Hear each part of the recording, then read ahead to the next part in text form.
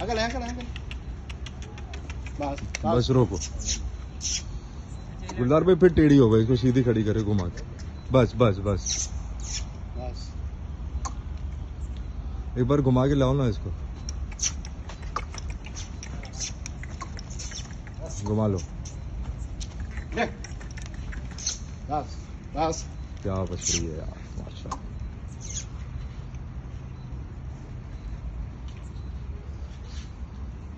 ये भी शायद 2 दांत हुई है। ठीक है।